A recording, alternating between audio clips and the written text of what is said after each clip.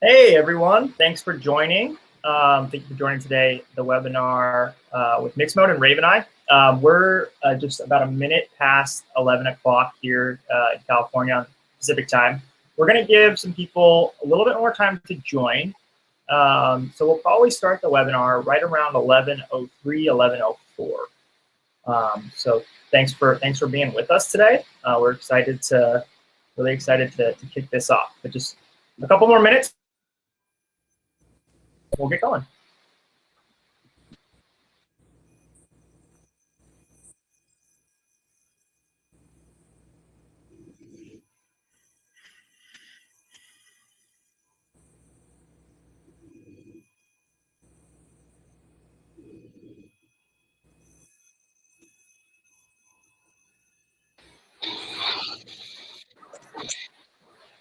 Looks like we have about 22, 23 people here. We'll just, again, wait a couple more minutes. Looks like we've got Igor on. I'm going to invite him on the stage so we have our full panel. And there he is. There he is. Hey, Igor, how's it going? Going well, Christian. How are you? I'm doing good. We're live on stage here. We got about one more minute before we're going to start. We're just going to give a couple more people a chance to join, and then we're going to dive right in. Good morning, Jeff. Good morning, Igor. Good morning, Christian. Hope you're all doing well today. You too, Jeff. All doing well. You too. Okay, we're going to give it about another 30 seconds. Again, this information will be, and the recording to the webinar will be available by recording later after the webinar. So anyone that didn't get a chance to join, we'll make sure to send that out. But, you know, I think we have a quorum almost. We'll let people can join as we're starting. But why don't we just go ahead and get it kicked off. So welcome to the webinar. Today's webinar is going to be an exciting look, if you read the description, on why legacy cybersecurity platforms can't defend against modern day attacks. And we'll look into the failings of those legacy cybersecurity platforms and some of the new novel modern day attacks that are being thrown at enterprises and why those legacy platforms just don't have a chance against them with clear documented evidence that they're not working. And we'll dive into why. You know, just a quick agenda I'll go over to make sure everybody knows what we're going to be talking about today. We want to lay the groundwork, talk a little bit about the current state of cybersecurity platforms in 2021, where things were, where things are going, and also the new threat landscape, you know, the type of attacks that we're seeing, new threats that we're seeing. I mean, you guys have all seen the things that are in the news with ransomware, zero-day attacks, malware. You know, we'll talk a little bit about that, and again, lead right into why legacy cybersecurity platforms, for the most part, actually, for everything I've seen, are completely failing enterprises in defending them, and then how kind of a new technology and a different way of doing things can help you defend your enterprise from some of these advanced attacks. And my name is Christian Weeds. I'm the head of marketing here at MixMode, but I won't be talking too much. I'm gonna let the experts do the talking today, and that's our panel of webinar hosts. And why don't we let you all introduce yourself from left to right here. We'll start with Igor. You can go ahead. Okay, Igor Mezik, Chief Scientist and CTO at MixMode.ai, mostly an algorithms person and all things AI. Wonderful. And my name is Jeff Coulihan. I'm head of sales and alliances for MixMode. I've been spending a lot of time recently with customers who have primarily tried and struggled with traditional approaches to cybersecurity and advanced analytics. And I'm Jeff Shipley. I'm a CEO of RAVENii. We're a cybersecurity services company. So thank you all for taking the time to be with us. Exciting. We really have an expert panel of guests here today. Really excited to have all of these men join us today. And think we're going to have a good discussion here. This webinar is going to be kind of a discussion format. There's no script that we're going to follow. We are going to go through some slides and some information, but just a couple of housekeeping items that I wanted to go over before we just dive right in. In the right corner of your screen, if you're on a desktop, or probably the bottom of your screen if you're on a phone, you can ask questions or live chat into the webinar at any time. At the end of the webinar, we will be doing a Q&A session with any questions that are asked during the webinar from the crowd. So at that, let's go ahead and begin. So one of the things I just wanted to start with, one of the ways we love to start our webinars is just with a quote that we recently saw. The Ponemon Institute recently said, it's estimated that next year, over 42% of all attacks and 67% of malware will be zero-day attacks. Almost 80% of successful breaches happen because of new or polymorphic malware variants that signature-based detection solutions do not recognize. That's a lot. That's a mouthful, but I think the overarching theme is pretty clear. More than half of attacks, malware specifically, but almost all attacks these days are zero-day, never-before-seen attacks. And I think a dirty little secret in the cybersecurity industry is that the platforms that most people are using have no defense against these things. And so what I wanted to do is start with Igor. Can you talk a little bit about kind of where these platforms go wrong, why they don't have defense against these attacks? Because clearly they're being successful, right? If 80% of these successful breaches are happening because of newer polymorphic variants. I'll let you take a stab at that one, Igor, and then we can pass it around. Yeah, so the problem is really fundamental. It's at the structure of the game in some sense, where the industry, is trying to come up with more and more of rules of how we perceive the attacks are going to happen, versus the game player on the other side, who is the hacker, who invents new ways of coming through. And so it's pretty easy to recognize that there are, given the creativity on the unfortunate creativity on the hacking side, creating the rules on how something is going to happen is a very difficult enterprise, especially given the fact that it's not a one step. I mean, somebody might come in through a variety of different steps, move laterally in a variety of different ways, and then exit in a variety of different ways. You see that this aspect is exponential in the number of ways an attack can happen, and therefore you should follow it an exponential number of rules. Well, that's untenable, and that's in my view, at least, essentially the reason why the defenses are lagging behind at this point in time. Yeah, thanks, Igor. Jeff Jeff C., I can start with you. Anything you want to add to that? Sure. One of the things that I have found most fascinating over recent years is that the approach to addressing some of these challenges has been, we've forced to change the entire way we go about solving these problems. And if we go back just, as long as 15 years ago, what we were seeing was most of these successful attacks were minor modifications to proven techniques that had been effective in the past. And as a result, there was this an effort to create rules-based detection systems or threshold-based detection systems that targeted primarily those known signatures or minor variants of those signatures. They were often executed by relatively small groups of individuals with a very focused intention of extracting a specific bit of information.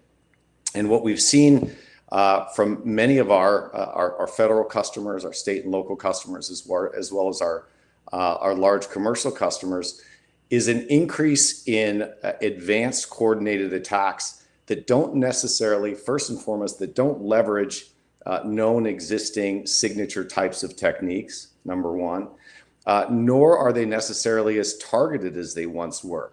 They are more designed to infiltrate and exfiltrate as much information as possible, regardless of the perceived sensitivity of that information, with the intention of gathering that information and then applying further advanced analytics to exploit or manipulate behaviors or determine specific information that then can be taken advantage of at a later time. And as a direct result, all of the previous approaches, as Igor mentioned, the previous approach of layering on rules-based approaches and relying exclusively on individuals and their own personal experience to identify patterns or trends of behaviors that look like previous types of attacks or attack signatures have proven ineffective. And as a direct result, the vast majority of the customers that we interact with, oftentimes they'll approach us by sharing with us that they have a relatively high level of confidence in their cybersecurity threat posture, only to understand at a later time when we start to look at these types of behaviors that they are under not only a constant state of attack, but the systems and often the resources, the individual operational resources that they have in place are proving completely ineffective at identifying those attacks, whether it's before, during, or after the attack is taking place. So we really are dealing with, I believe, a novel approach that not only just individual hackers, but large entities, coordinated attacks, adversarial types of attacks, leveraging adversarial techniques like adversarial AI, which is designed to not only circumvent rules and threshold-based systems, number one, but these systems are also designed to target and attack and compromise the baseline, the system of record for those types of threshold and rules-based limitations, which I think is what is very well articulated here in this statement. Jeff Shipley, your perspective? Yeah, I'm going to hop in really quick. Jeff, I'm going to let you speak on that, but I want to add something to the discussion here. Just a point of reference and why this is clearly just from the data, we can see that these legacy cybersecurity platforms are not able to keep up with these attacks. There's a disconnect going on, and you can look up data over the last 10 years, over the last 5 years. Attacks are exponentially increasing. Successful attacks. I don't just mean attacks overall, because there's more cyber attack. But coincidentally, you would think that cybersecurity spend would be going down, but it's interesting. Cybersecurity spend is going up, and attacks are going up. So enterprises are spending more on security platforms, yet they're unable to defend those platforms clearly because the number of successful attacks is going up. And so, Jeff Shipley, I kind of wanted to add that to the discussion and let you kick off this slide and give your thoughts. Thanks, Christian. You're a great straight man, because that's exactly what I was going to talk about. So, so the reason why the spend is going up and the attacks are the number of attacks are being successful right now is that again we've come through a transition in the cybersecurity space, and in that it used to be 10 years ago, 5 years ago, it used to be if we know what it is, we have open threat databases and information that we can feed to our tools, and we can, if we know it, we can stop it. What we're seeing now is the successful attacks are largely, back to your first slide, are largely about things we don't know. And I know we've got a huge group of people on the phone today in all different sizes of companies and different verticals. I will tell you, based on the customers and the verticals that we're in, no one's immune to this, and so it's they're not necessarily just targeting high profile large organizations. They're small mom and pop as well, and so we've had there needs to be a change in the paradigm on how we detect and defend. And as Jeff C. said, the cyber attackers, whether it's someone in their parents' basement, or it's a nation state, or whatever it might be, have access to a lot of the AI tools as well to create more sophisticated attacks. And so people continue to buy point solutions that overlap each other, that are focused on things that we already know. If they're things that we already know, it's probably too late for you. So anyway, that's my 2 cents on the matter. Absolutely. And the reason this is happening, I think, is obviously because the hackers are getting better, right? The bad actors are getting more complex, more sophisticated, and that the data bears that out, right? Like I said on the first slide, nearly 50%, because this was published last year, and if you look at some of the recent data, over 50% of attacks that are successful now on enterprises are 0-day, no signature, never before seen attacks. And for malware, it's even worse, right? It's over 2/3 of successful attacks are 0-day. And so one of the things that I wanted to just go show you this slide and then kind of land on another quote, and we can get some insight from all of you. But everybody on this call, I'm guessing, knows about the recent SolarWinds attack. And this is a quote directly from the blog, the FireEye blog. The CEO over there talking about how they essentially could not. I'll just read the quote. This attack is different from tens of thousands of incidents we've responded to throughout the years. They used a novel combination of techniques not witnessed by us or our partners in the past. So essentially what he's saying is, hey, we've never seen it before. How could we have caught it, right? And that's an excuse that may have worked a few years ago, I guess. But, this caused billions of dollars in damages. I don't know how many people were affected. It was a massive breach. And so how about we start with Igor on this one? Why didn't FireEye work? Or Jeff, see if you want to start. But Igor, I'll throw it to you first. Why didn't it work? And why is the CEO having to come out and say this? Let me say that I actually disagree, of course, with this statement. I don't know about everyone on the call, but I'm actually always worried when I'm doing updates, and it was clear to almost everybody that something like this might possibly happen.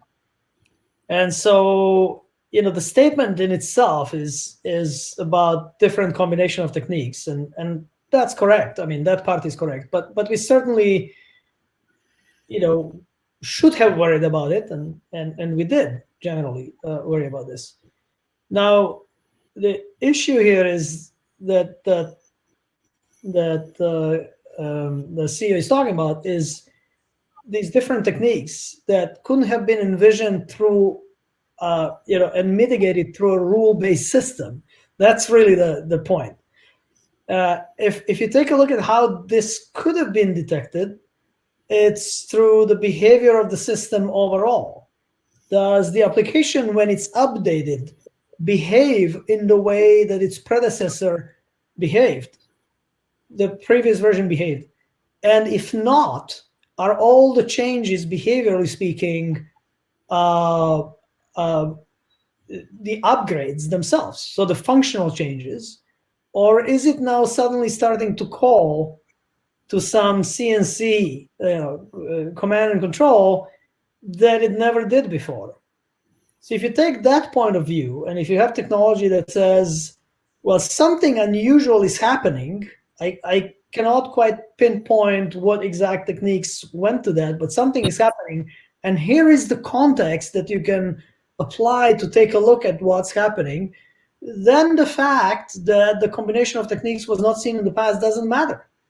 Because what is behaviorally detected is that the system behaves differently than it behaved in the past with the previous update, but not only in the improved functionality sense, but in a substantial sort of change of behavior that could be malicious sense.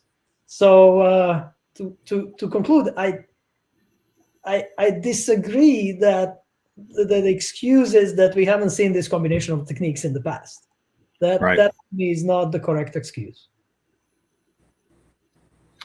Yeah, if I may Go ahead. add to that, I think one of the things that sometimes gets lost in some of these types of statements is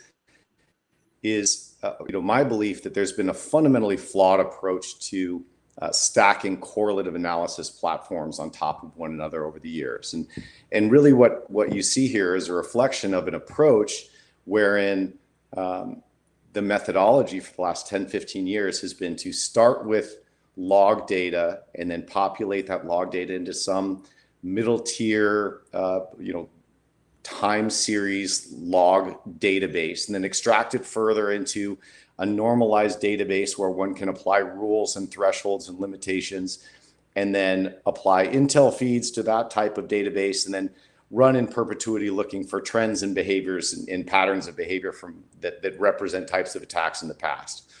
And then last but certainly not least, applying human intelligence on top of that to somehow correlate all of this information together to one another to identify real threats and anomalies.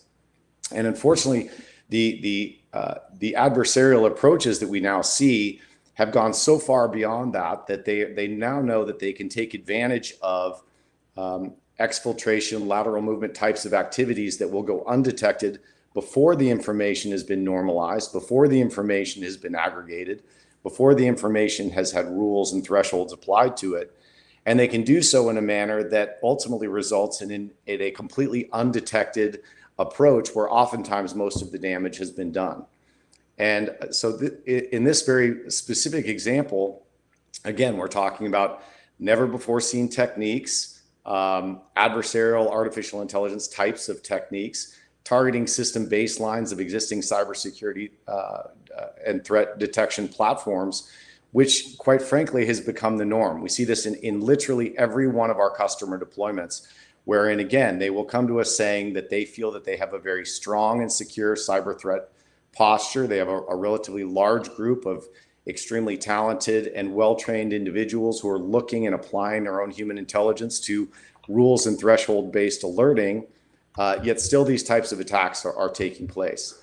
And what is becoming more and more important is to be able to leverage more advanced techniques like third wave artificial intelligence that can apply advanced analytics to the raw signal data before the information has been aggregated, before the information has been normalized, before rules and thresholds have been applied, and certainly before you're trying to rely on a handful of human operators to comb through millions, if not billions, of records to identify correlative analysis based on personal experience. It simply has proven to be ineffective, and I think this is one such example. Jeff Shipley, you wanted to say something? Yeah, I was going to say, Igor, I agree completely with your statement of I don't believe the quote. I don't think it's true. We've seen these kind of attacks in different variations for a long time, and again, the traditional method has been, if we know this is an attack, we can stop it. We're less and less. We're running into customers that are getting hit with known attacks, known viruses, known signatures. And then to your point, Jeff, again, traditionally we've had SIMs in place, we've had log aggregation, and those are great to find out what happened after it happened. But understanding what your normal baseline is and understanding anomalies is our only way to defend against these new aggressive and creative attacks that are coming. And that's so instead of the rear view mirror and forensics of what might have happened, or looking at signatures of known things that we've seen in the past, being able to see that here's our baseline, and something is wrong, and using that third wave AI to predict that attack is about to happen is way more powerful than identifying that it's already happened. Absolutely. Sorry, I was unmuting my to sort of this next slide, I guess, the next point that I want to talk about.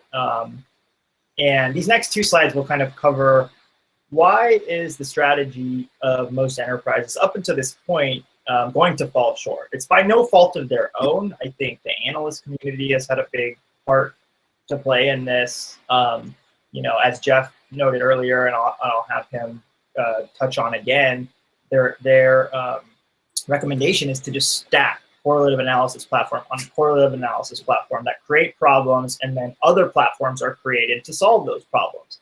It's untenable, it's expensive, and there's just no way that these platform that this way of doing business is going to be able to continue sustainably. And it's, you know, at its core, it doesn't work, right? We're seeing these new and novel attacks that are just bypassing these systems, never being able to detect them. And so, sorry, I'll get off my soapbox there and let the experts speak. But maybe Jeff, I think you're really, Jeff C., we can start with you because I've spoken with you about this quite a few times. But these are some of the things I think that we believe that I've got from this panel of experts. Why are these legacy platforms falling short from a philosophical sort of perspective? You know, speaking to number 2 and number 3. Yeah, sure. I think, you know, having built some of these early iterations of log management correlative analysis platforms, you know, a long time ago, what I find interesting is the intent of all of them is essentially the same. It is, you know, tell me what behaviors and activities represent a very real threat. Tell me as quickly as possible, and give me guidance to prevent that threat or that exfiltration or that lateral movement in as timely a manner as possible. And because of the way these systems operate, they typically operate on a specific data type or a specific data volume, which is why we saw the initial evolution of SIM for security information and event management, primarily focused on log data. And then very quickly, it became evident to most of my customers that the volume of data became astronomical when you started to include network traffic information. The volumes would typically increase 3 to 5x simply by adding network traffic information. And hence there was the creation of yet another supplemental category of platform designed to address those functional shortcomings and the cost prohibitive nature of a SIM by adding NTA. And then we did the same thing for insider threat detection with user behavioral analytics. We thought, okay, well, if we're looking at insider threat detection, let's create another silo of information. And then came SOAR, this idea that orchestration and automation, which truly means triage across multiple silos of information, becomes ultimately a requirement for those individuals who are trying to identify correlative events that traverse multiple applications. And now we're seeing yet another category, you know, cyber fusion center types of language about correlating information from multiple SOAR platforms. The unfortunate reality of that situation is that simply by stacking all of these platforms on top of one another, you're not solving the primary objective of the system. The mean time to detection and resolution continues to go up, as you mentioned, Christian. The cost of deploying these systems continues to go up. The human operator involvement continues to go up. And at the end of the day, the systems themselves are ineffective in not only identifying and effectively triaging information, regardless of data type, regardless of source, without having to add all of these additional cost restrictive and functionally restrictive components on top of them. And as a direct result of stacking these platforms, the second thing for the bullet point that I think is important is the success or failure of a modern SOC platform has historically been dependent on two things exclusively, and that is the number of human operators involved in interpreting this information and the personal experience of those human operators. And again, when you take into consideration the tremendous volumes of information that these individuals are tasked with sorting through, and you factor in things like adversarial artificial intelligence and new and improved techniques, there simply really is no effective operational way or cost-effective way to identify the information in a way that allows the mean time to detection and resolution to go down and to decrease the cost, unless we rethink this approach. And again, philosophically and fundamentally, it is our belief that this idea of stacking platforms on top of one another that fundamentally are designed to address the same business problem, regardless of data type, can be addressed more effectively with modern techniques. Certainly interested in Igor and Jeff Shipley's perspective on the matter as well. Yeah, Yeah, Igor, well, go ahead. oh. You go ahead, Jeff, and then I have a question. I was going to say, Jeff, that we can help shorten or minimize that gap where the other platforms fall short if you are an organization that has unlimited financial resources and access to very skilled cybersecurity professionals. And I'm sure all of us on the phone have been a part of an organization that has unlimited budget for security and access to security professionals. But yeah, I mean, again, even with the most trained people and the biggest staff and unlimited budget to store logs indefinitely, we're still looking in the rearview mirror on some of these things, and we're not acting proactively or predictively. So, I really do believe the solution is coming up with, a platform that can leverage that artificial intelligence, look real time at what's going on, understand baselines, and understand that something's outside of the baseline and take action at that point. So, yeah, Igor, Jeff noted something there that I didn't put here on the slide that I wanted to ask you about. The title of the slide is "Why Do Legacy Platforms Fall Short?" And you wouldn't know it by their marketing, right? You look at some of these cybersecurity platforms, websites, social media that they're putting out. You think they could, save the world and stop, create world peace, right? They just say they can do everything, right? Every single one of them. But another dirty little secret is that the AI they're using, at least that we found, and from the analysts that we've talked to, it's really subpar, right? Can you tell us a little bit about kind of, as DARPA would say, that the first and second wave AI that most of these cybersecurity platforms are deploying, and why that's a problem at the end of the day? Yeah, not as the same on the marketing side, and of course, the unfortunate truth is that, while the marketing sounds like we can catch everything, the reality is that we just have so many situations in which the intrusion happens, unfortunately. But let me point something out. I mean, there is a fundamental aspect of truth in cybersecurity that relates to the first and second wave. So let me describe the first and second wave, and then the fundamental aspect of truth, and that relates to false positives and false negatives, which is really what the industry should be concentrating on the most. And let me say that there is no sensor out there in physical world or cyber world that will have 100%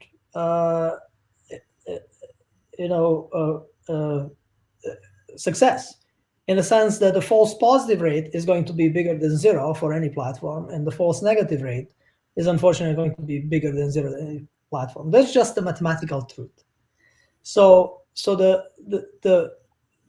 problem is about decreasing the rate to its minimum, right? So that you get at the same time the minimum possible number of false positives and the minimum possible number of false negatives. And so you're detecting, the most that the platform is capable of doing. So that leads me to the 3 waves. The rule-based systems have a very unfortunate false positives, false negatives curve. That's easily explained. Think just about the large outbound file rule and threshold. If you set the threshold for capturing large outbound files at 4 kilobytes, then you will capture everything and have a massive number of false positives. And almost no false negatives, because any large file that is malicious is going to be caught. If you set it at 2 terabytes, of course, you're not going to be catching anything, because there are no terabyte files that are hopefully leaving the system. And so the rate of false negatives is going to be huge, and the rate of false positive is going to be minimal. And the true problem with rule-based systems is, while they feel very good because the threshold is there, and you know that if you exceed the threshold, something happened, So there is a security there. The true problem is that the false positive, false negative curve is very stiff. Either you're at one side where you're getting a lot of false positives, or you're on the other where you're getting a lot of false negatives, or you're in the middle where you're getting a lot of both. It is an extremely stiff curve when you plot it. That was improved by the second wave, which is statistical methods of machine learning like deep learning. They have a bit of a better response. The trouble with them is really that you have legacy data that you need to input into them that is absolutely massive, that might contain a lot of already present threats in it. And so the trouble is that you're not capturing the true threat, and therefore introducing a lot of false negatives through the fact that you're learning on the massive set of historical data. Takes 6 months, right? Takes 6 months to a year to get the thresholds for the rules as well. So both of these approaches have really tremendous downsides to them, and I even don't like to call them learning. I mean, the fact that there is learning in the nomenclature for these is not fair. There is no learning involved. Let's contrast with what needs to be present in the third wave technology. First of all, the learning needs to be true learning. We start from zero and start taking the data in and adapt to any new data that is coming in. We formulate the baseline. The analyst is involved critically in the whole development, especially in the first week, where the AI is supposed to interact with the analyst. The analyst is not out of the loop with these systems, the third wave systems. In fact, the human analyst is an inherent part of it, helping the AI system to learn effectively and not learn the threat side of the whole thing. So the AI system is going to give a warning, ideally, of a risk. A human analyst interacts with it and says, okay, you shouldn't learn that. That was actually a threat. That adaptive learning is precisely what humans do. And that's based on what we call generative models that first establish the baselines, and then, as Jeff pointed out, take a difference between what it's seeing in the data right now and the baseline, and alerts on any of the difference. That's kind of the critical property of the third wave systems. But I should point out that they are self-adapting, interactive with the analyst, and they have, let's call it, the best possible of the three types of systems: false negatives, false positives curve. Once again, not 100%, and it is sad that people out there would come out and claim, oh, we have a protection for everything, because that's just not true. But they have the optimal ratio of false positives and false negatives. Yeah, that makes great sense, Igor. There was one more thing I wanted to touch on before we've been talking a lot about how legacy platforms are short and legacy, ways of doing and ways of creating a stock, the tools that you gather are just not working against modern day attacks. But and Jeff Shipley, I want you to touch on this one. There's a quote recently from Gartner about how more tools does not equal better security. What they really said was security providers will find themselves losing market share as buyers turn their focus to reducing vendor sprawl due to complexity, growing total cost of ownership, and overlapping features. It's funny because the analyst community is the one that created this problem in the first place. But why does this not work? As a CISO in the past, Jeff S. In the past, and now I'm guessing in some ways, why is tool sprawl such a big problem, especially now? To me, it's a couple different things. So in my previous life, and then here recently, seeing a lot of different customers of a lot of different sizes.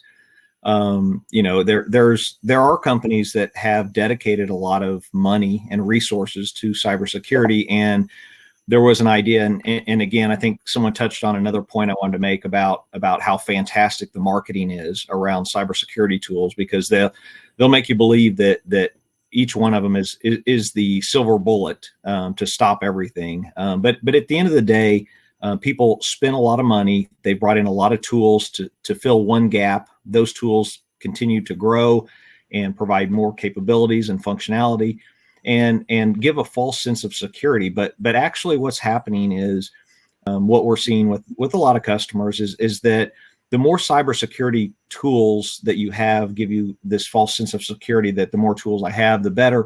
But you're actually just creating a problem, and you're actually moving backwards as it relates to your cybersecurity posture. In that, you've just now introduced additional access points for people to hack into, i.e., the SolarWinds attack. But you can name any other vendor out there. You've just put new software that could have holes in it that people could take advantage of.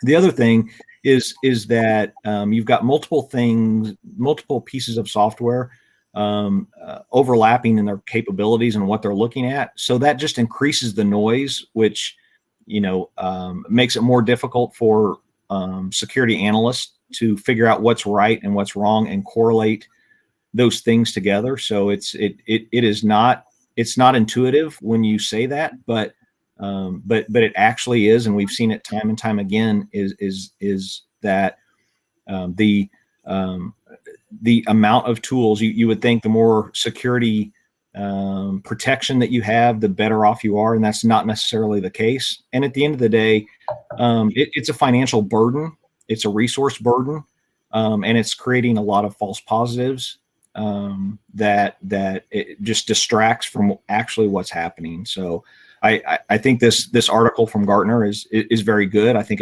it's spot on. Again, it's a little counterintuitive, but I can attest to being in this industry for a while that this is absolutely what's happening right now. Absolutely. I think that sort of leads us perfectly into, the way that enterprise SOC teams have been led to build their platforms, their stack, their platform, and the tools that they've been led by analysts, by the community to put in it, haven't been working. Legacy tools haven't been working against modern day attacks, if you just go back to the title of what this webinar is. But what's the solution? I think we all want to get to that. And to hear, how do I defend my enterprise against, advanced malware, zero-day attacks, no signature attacks, things like the SolarWinds attack? Like, how do I put together a tool stack, or how do I, what is the technology that's going to get me there? And there's two sort of parts to this that I really want to cover. And I'll let Jeff C start. And then pass it over to Igor, and then we go to Jeff S. But I want to talk about first just the broader idea here of what kind of platform can defend against these modern day attacks, and then just dive a little bit, and then I'll let Igor just dive a little bit deeper into the AI. I think it's important to talk about because that's essentially what's going to set a platform like this apart. But Jeff, why don't you tell us how a solution for an enterprise that can defend against these modern day attacks works, and why it works, rather than these kind of legacy platforms? Sure. There's two things in this statement that I think that are really important to just call out. And we've talked a little bit about zero-day attacks, but you also note in this slide being predictive in nature. And the one thing that I think is hidden in a lot of the marketing messaging about SIM and NDR and NTA and UBA and these other platforms is they all operate on the same fundamental principle. This principle is that you identify system of record data, you consolidate that data somewhere, often to the tune of millions, if not tens of millions of dollars, and then you write rules and thresholds against this consolidated information. And if we accept and understand that as a fundamental premise for these platforms, one has to then conclude that there is no ability for those systems to be able to prevent against zero-day attacks, simply because of the way they're architected. They're looking at after-the-fact information with predefined rules and predefined thresholds. Similarly speaking, from a predictive capability, again, because you're looking exclusively at outdated information, it eliminates even the possibility for these systems to be predictive in nature. And I believe fundamentally that we're at a point right now where these systems need to be able to look at information across the wire in real time to identify, without human operator involvement, the footprints or behaviors that are indicative of a forthcoming attack before the attack is commenced, and simultaneously be able to identify advanced correlative analysis types of behaviors before information has been summarized and aggregated that represent a forthcoming or active attack, a zero-day attack, if you will, a never before seen signature attack. And it's quite common for our customers to tell us that they have spent tens of millions of dollars just on data preparation and data management to enable these multiple systems or these multiple tools to operate, again, without being able to decrease their mean time to resolution and mean time to detection. And that entire approach, I think, needs to be flipped on its head. We have to actually start taking a much more proactive approach that is not driven by a tool selection process that is data dependent, or that is exclusively dependent on historic data, or that is exclusively dependent on pre-aggregate data to operate.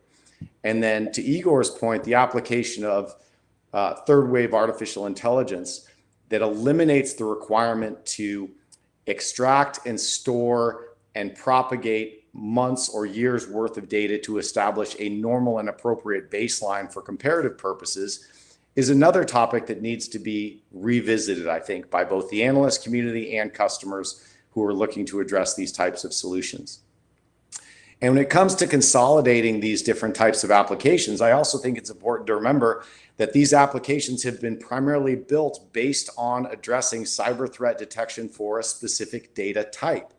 Again, the general objective of these platforms has arguably always been the same. Tell me what represents the greatest risk.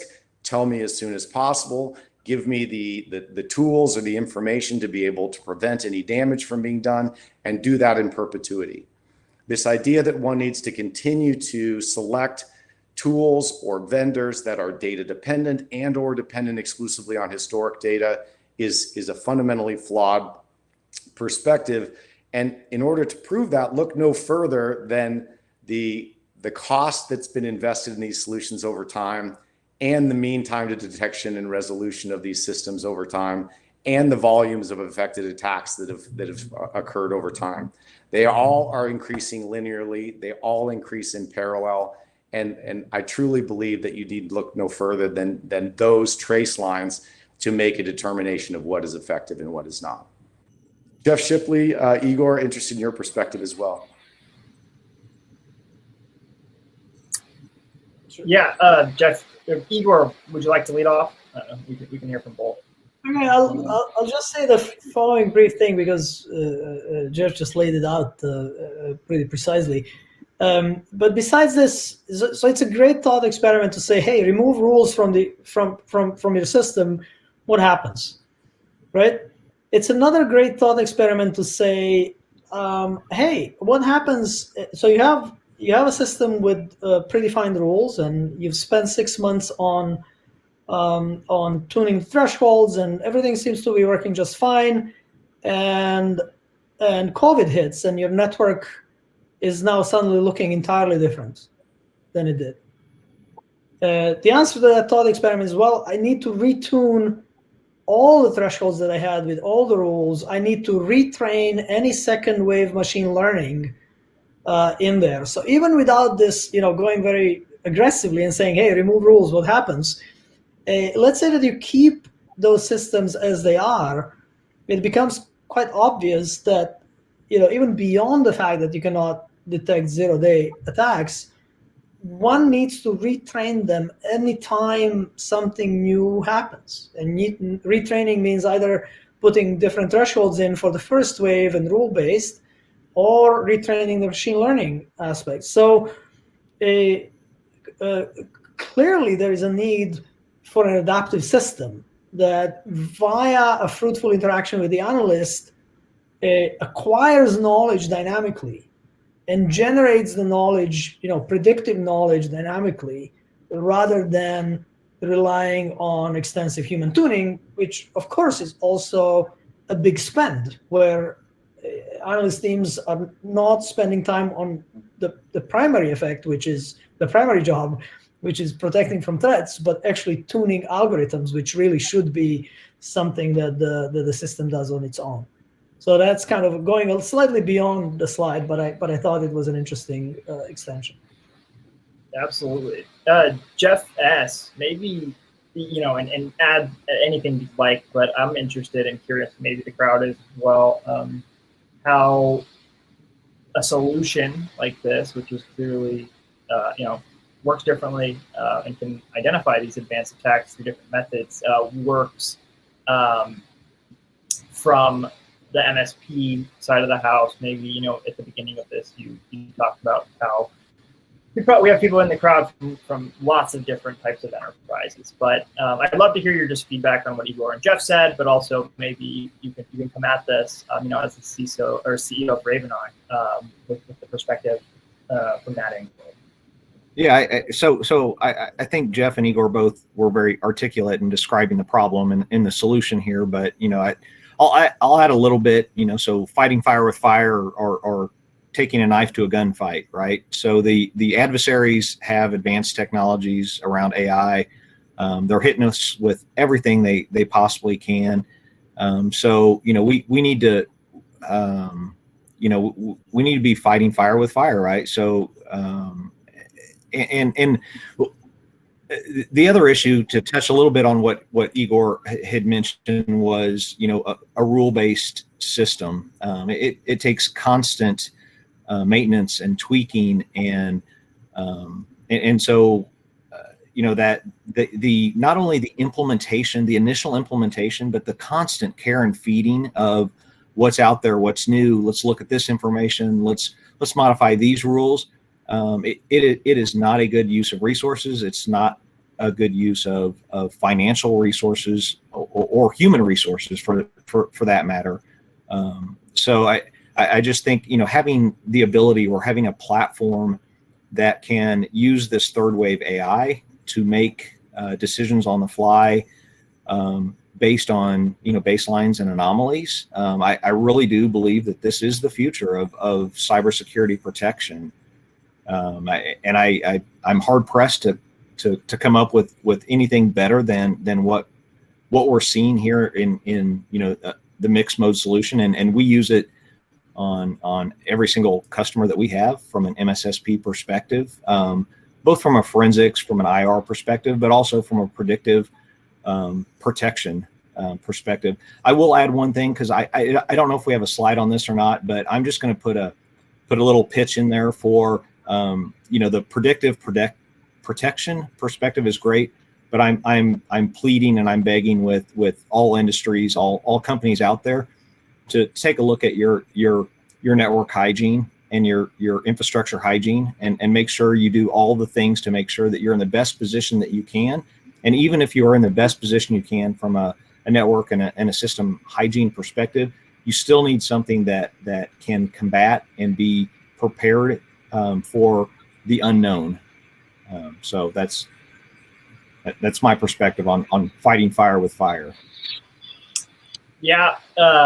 Well, it's clear that a solution that can fight fire with fire, but and has the AI and the proprietary technology to back it up is necessary.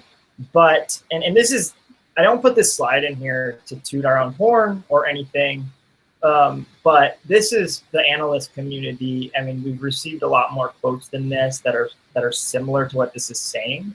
But the lead AI analyst over at IDC recently said this. I wrote this in a paper she wrote, that MixMode, which is the solution that Jeff, Igor, and I, we work for the MixMode company, and that Jeff S. uses over at RAVENii, can detect zero-day attacks through sophisticated anomaly detection powered by an advanced unsupervised AI. As per our research so far, MixMode seems to be the only example of a cybersecurity platform with this capability. We've heard from other IT analysts, some of the biggest in the industry, that we are a platform, a one-of-a-kind platform in a category of one. Those are direct quotes. I won't attribute those to specific people. But I think based on, I want to get Igor, Jeff, and Jeff's sort of opinion on. I don't want to go too deep into this because we don't have too many slides on it. But can you, Igor, give us an explanation of how MixMode does this? Just so we're not just doing the marketing like every other company out there. How is MixMode able to identify zero-day attack, and why is it different than what some of these other companies are saying? Let me point out that while I think our marketing is phenomenal and Christian does a great job at it, that we're not about marketing in the sense that we are going to say we catch everything, we do everything. We have a scientific base to this, and if anybody's interested in the mathematics behind it, I can point them to a number of peer-reviewed research papers that are out there on the mathematics that is behind this particular version of AI. So let me just state that as a matter of somewhat matter of credibility, right? The approach here is what we call an operator theoretic approach to AI.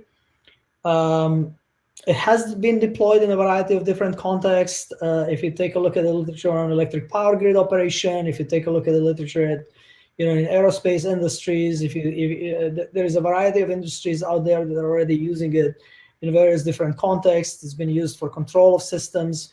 Here we deployed it specifically for network security, and particularly to design generative models that can both capture the baseline and then predict the deviation or predict what should be happening in the future. If you want to think about it in terms of AI that you might know about, you've probably all heard about deep fakes and the fact that neural networks can actually generate faces that are new, that are not just regurgitation of a face that is already seen. But I should point out that those methodologies only interpolate, meaning if you have 10 faces that are presented to it, then the face that it comes up with is some kind of a interpolation between these 10. So they can't really create new faces. The difference with the MixMode platform is it also presents the face of your network, in a sense, a generative model of your network, but it can generate things completely outside of the domain that has been seen, and actually evaluate how probable it is that that's a normal behavior. When it predicts for the next 5 minutes, it generates a prediction as to how probable it is that the behavior it's seeing is something that was truly generated by the underlying dynamics. So maybe on the mathematics side, that's the key differentiation, and perhaps that's why the analyst at IDC said, we have a unique capability to do something like this. If anybody on the call is interested in the mathematics, I'd be more than happy to send papers your way. That's great, Igor. So I want to move quickly because we have 2 more slides that we need to get to. One, I'm going to let Jeff speak to, and the last, we have some questions from the audience. I think we've already gotten about 4 questions. So I want to get to those slides. We're going to go until about 1:15. So we have about 15 minutes left. But I think it's always important, again, one of the things that I'm not going to get up on a soapbox again, but so much of the marketing out in cybersecurity world is snake oil and just not true. But when it comes to the rubber meeting the road, I think it's really important to show examples and case studies. These are 2 recent customer wins we had. Anonymous, we can't say their names for obvious reasons. But Jeff Coulihan and Jeff Shipley, if you have stuff to add as well, and Igor, please do. But I'll let Jeff C lead this one off. These are 2 recent customers that adopted MixMode, adopted our way of doing things, and overcame a set of legacy platforms that they were using. Can we talk a little bit about some of the challenges both of these entities were facing and how we overcame them with MixMode? Sure. Yeah. So first, for a large U.S. municipality, unfortunately, their business challenges were pretty common from what we hear from a lot of our prospects, and that was that the requirement to identify and store and retain primarily log information was just becoming prohibitive, number one. And the ability to extract meaningful information with a relatively small team of analysts to identify true threats and anomalies was becoming a particular problem, namely because they had been approached, like many US municipalities, they've been approached by the federal government, and there was a heightened awareness that there was active and ongoing attacks coming from foreign nations, targeting municipalities in particular. In this example, they had a multiple platform deployment, which was inclusive of, let's call it kind of a homegrown log aggregation system, coupled with an industry-leading security information event management platform, coupled with an industry-leading user behavior analytics platform. And in this example, we were invited in primarily because it had become cost prohibitive, and there was very little awareness about these active and ongoing threats.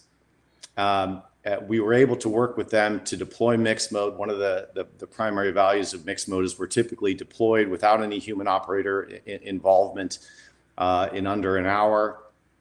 And we like to review the findings of the system operating completely independent of any human operator supervision or tuning or training, or completely independent of any historic data. And within the first 24-hour period, our first 24-hour review, there were so many active, ongoing threats, anomalies, misconfigurations, and policy violations that we immediately were asked to expand the deployment just from north-south type of analysis to also include east-west types of capabilities to compare and contrast the effectiveness of our system to both the SIM platform as well as the user behavior analytics platform. By the end of that second 48-hour review, again, the system was able to independently identify an active and ongoing internal threat to the city. We were very pleased that at the request of the municipality, they requested that we keep the system running in perpetuity from that moment on.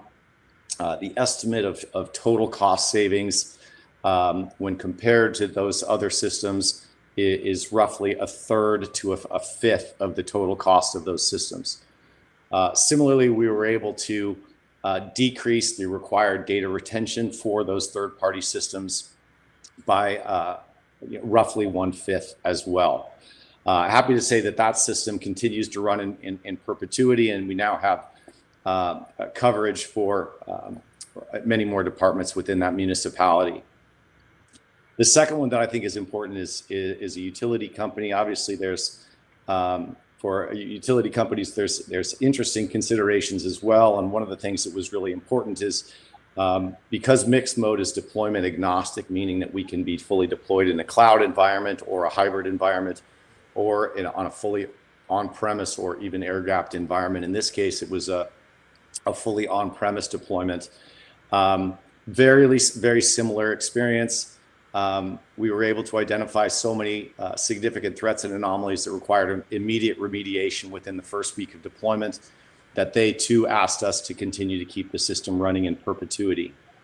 One, I believe, very interesting comparison about both of these cities that Igor alluded to earlier.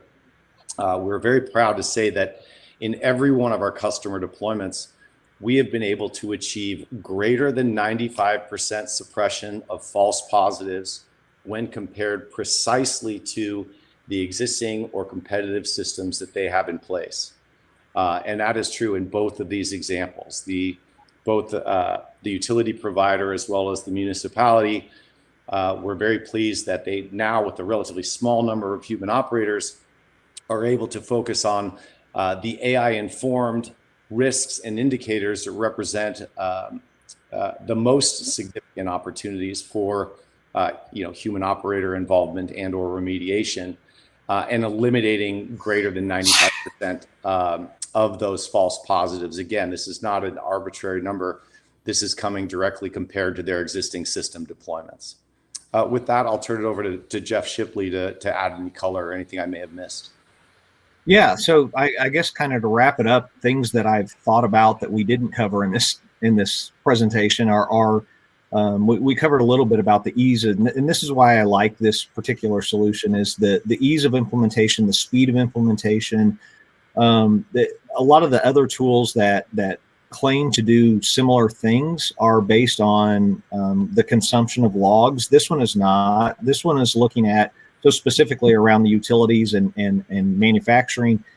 This really covers all of your bases when it comes to IoT or SCADA networks, or so anything that's moving across your network is consumed into this tool. So you get a complete holistic view. It's not based on agents. It's not based on whether the logs are configured correctly. It's looking for every packet that goes across the wire, which is huge because a lot of things get missed. And I think, the final thing that I like is from a financial perspective, it is a consumption-based model. And so you pay for what you use, which means although we have, several large municipalities, we've got very large insurance companies. We also have, small manufacturing companies, attorney and legal firms, bakeries. You name it. It scales up and down, and it looks at everything. And the ease of implementation, that's why it's a clear choice for RAVENii. Absolutely. I think so. I really want to get to the questions because we have some good ones, and we only have about 8 minutes left. The first one was from Scott. He asked here, and anyone feel free to take this one, maybe Igor. How do you avoid baking in existing vulnerabilities or malicious processes that may already exist in the customer's environment when you introduce your AI into their network to establish the initial baseline? So I'll take this one. Let me give a one-sentence answer through an interaction with the analyst. In particular, our AI doesn't presume it knows anything about the network when it comes in, and therefore is going to see risks at a lot of places, and it's going to point those out.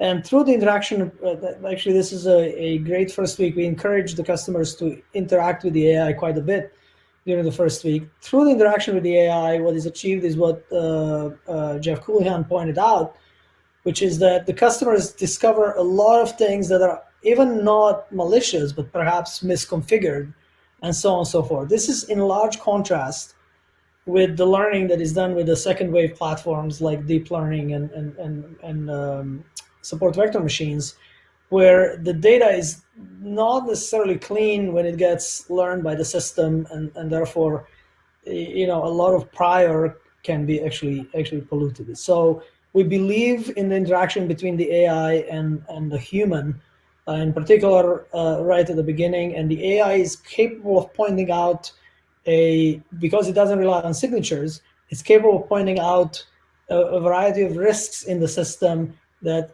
then get cleaned up, and therefore a healthy baseline is established. So hopefully that answers that question. I definitely think it does. So one other one I wanted to go over was from James, and it seems, Jeff, this might be a good one for you, either Jeff. It seems like everyone muddies the waters and say, it seems like everyone muddies the waters, and like you said, say they can detect zero-day or advanced attacks or have advanced AI. How do I test this?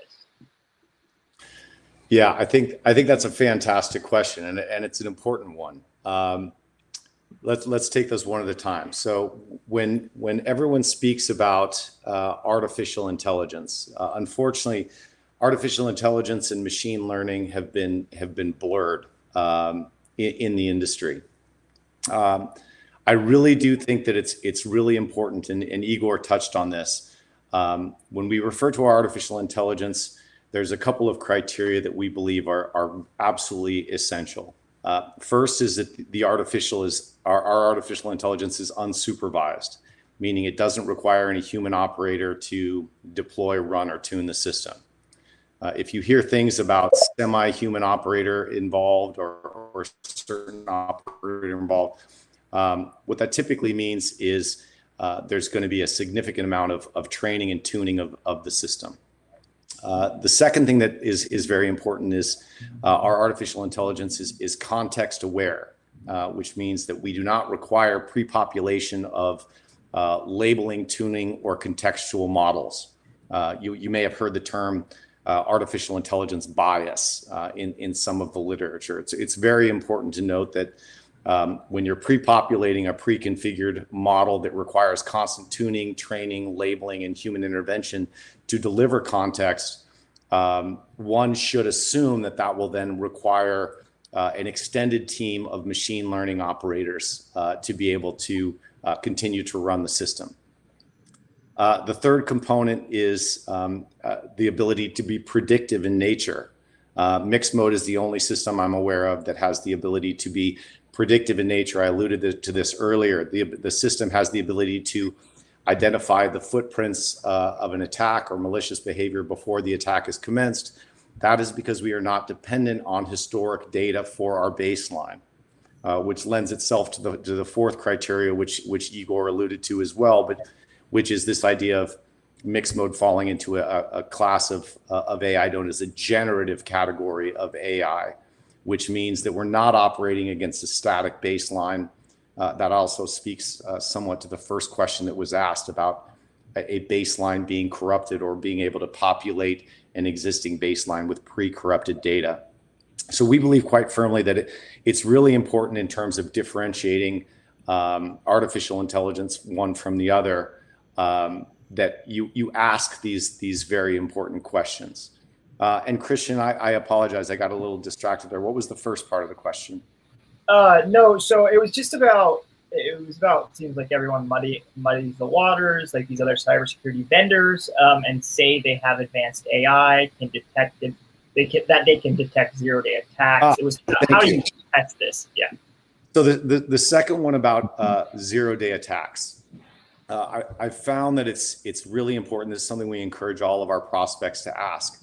Ask if the system baseline is dependent on training, labeling data, historic data, and human intervention for context awareness.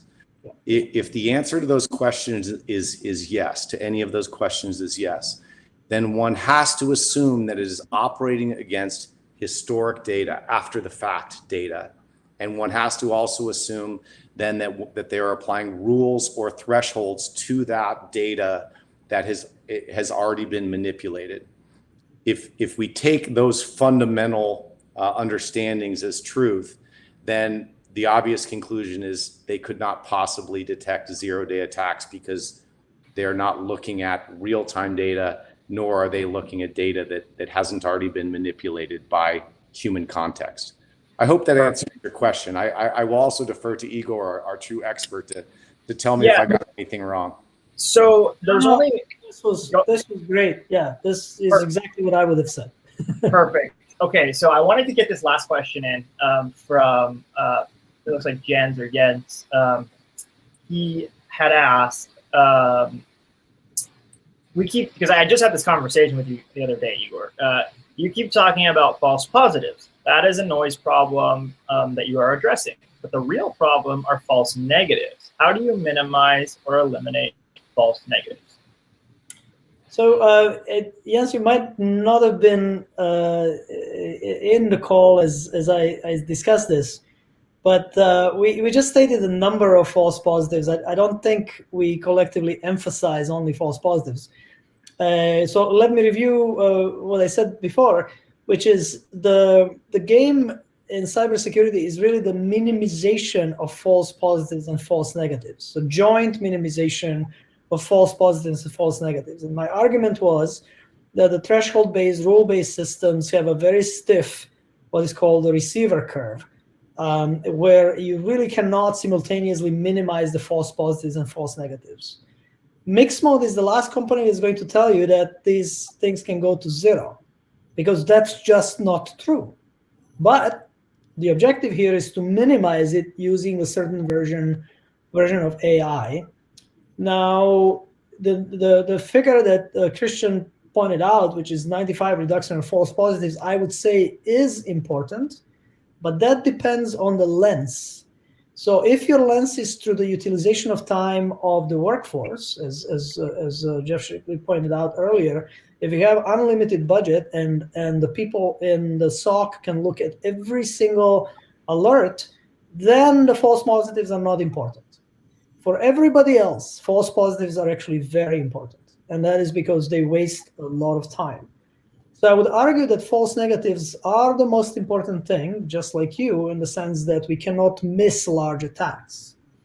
I would also argue that mathematically speaking, it is impossible to avoid false negatives. The game is to minimize them. And I will last claim that, or hope that, if you actually deploy our system, you will see that it minimizes the false positives and false negatives at the same time better than the other systems. So I hope that addresses the question. I think it does, and just in time, just about a minute and a half over. I wanted to, just end the webinar and thank our experts here. Jeff Shipley, thank you so much for joining us today. Jeff Houlihan and Igor, your time is valuable, and it's really illuminating to hear you guys speak on these topics, and we can't wait to have you back for the next one. Just a few last things here to mention. Everyone that signed up for the webinar, whether you joined or not, we'll send you a recording, and we will send you this white paper where we go into a little bit more depth about how we are able, MixMode or a platform like MixMode with an advanced form of AI, can detect zero-day attacks, and exactly what we talked about in this webinar, why traditional cybersecurity tools can't. So we'll send that out. And again, thank you all the guests for joining. And again, thank you all of our experts. I hope everyone has a great rest of your day. If you have any questions for us, there's a contact form on our website. You can shoot us an email through there. And we'll see you all next time. Thank you so much, Christian. Nice to see everyone. Thanks for organizing. Thanks, everyone. All right. Thanks. Bye-bye. Thanks everyone for attending as well.